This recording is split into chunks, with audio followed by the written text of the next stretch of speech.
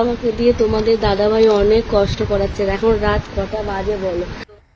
রাত বাজে অনেক, তার মধ্যে কি কাজ করাচ্ছে জানি না, বুঝতেছি না। আচ্ছা তারপর? আর তোমাদের দাদাভাই আমাকে দিয়ে প্রচুর কষ্ট করাচ্ছে। আরে কেন, তোমার বউয়ের জন্য কি একটু মায়া লাগতেছে না? মানে কি পরিমাণ পাপ করলে এইসব ভিডিও চোখের সামনে আসে? আচ্ছা তারপর? প্রচুর প্রচুর। পাচ্ছে না ভাবি, পাচ্ছে না, ভাবিকে ছেড়ে দেন। আচ্ছা তারপর কেন এত কষ্ট দিবা? তোমার বউ না, তোমার কি একটু মায়া লাগতেছে? আমাকে ছেড়ে দাও। প্রচুর কষ্ট করাচ্ছে, ভালো না। হারামজাদি, তোর কি একটু লজ্জা শরম আছে? হ্যাঁ, জামাই দিয়া ব্যবসা করস, বউ দিয়া ব্যবসা করস, সেটা সোশ্যাল মিডিয়াতে আপলোড করস, আবার বলতেছস যে আমার জন্য নাই। উপরে আল্লাহ নিচে জমিন, কথা সত্য।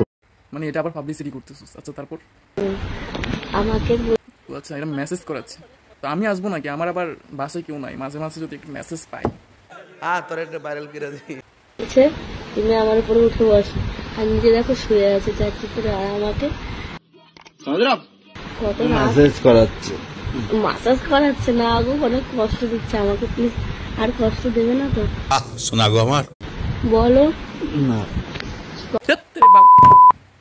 ভিডিও দেখবো না। আচ্ছা কত ধরনের পাপ করলে এরকম ভিডিও চোখের সামনে আসে? কার কার আমার মতো এরকম ভিডিও চোখের সামনে সবসময় আসতে থাকে? বউ ব্যবসায়ী, ভাবতেছি একটা বিয়ে করে ফেলবো, বউ দিয়া।